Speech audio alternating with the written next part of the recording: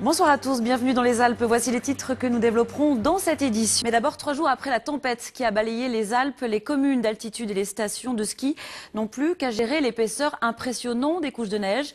Mais dans les villages les plus isolés, le retour à la normale s'opère plus lentement. Exemple, à Villars-Notre-Dame, en Isère, coupé du monde pendant 48 heures. Xavier Schmitt, Didier Albrand. Toujours pas de téléphone ni d'internet. Coupé depuis 3 jours, depuis la tempête survenue dans la nuit de jeudi à vendredi. L'électricité a été finalement rétablie au bout de 48 heures. En attendant, les congélateurs ont tout de même fonctionné grâce au système D, un groupe électrogène. Ah bah là, la température est redescendue, on est à la température de congélation. Ici, les aléas de la météo sont plutôt bien vécus. Ah non, c'est pas la fin du monde, non, non, ça a même un certain charme, hein, quand on est un peu à la bougie, au coin du feu.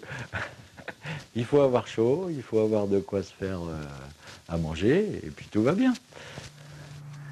C'est l'un des villages les plus isolés du massif de l'Oisans. 1500 mètres d'altitude, 11 habitants seulement y vivent à l'année. Le seul lien avec la vallée, une route escarpée, 9 km entre le vide, la falaise ou la forêt. La tempête a couché ou arraché pas moins de 200 arbres. Le problème, c'est que c'est une ligne qui passe tout le long à travers la forêt.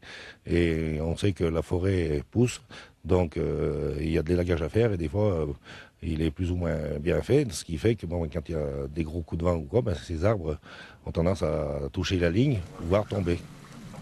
Il y a des années que la neige n'a été aussi abondante. 2,50 m cumulés depuis 6 semaines.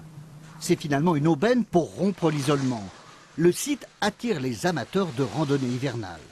L'hiver, il est très agréable parce qu'il est au soleil. La route est accessible malgré tout. Bon, il faut avoir quelques équipements, bien sûr. Et puis, il y a une très très belle vue sur la vallée et sur le massif des Écrins. Donc, c'est très agréable. Et on fait découvrir ça à nos amis. Le groupe électrogène peut être remisé, au moins provisoirement. Pour le téléphone, c'est une autre histoire. Le village reste coupé du monde.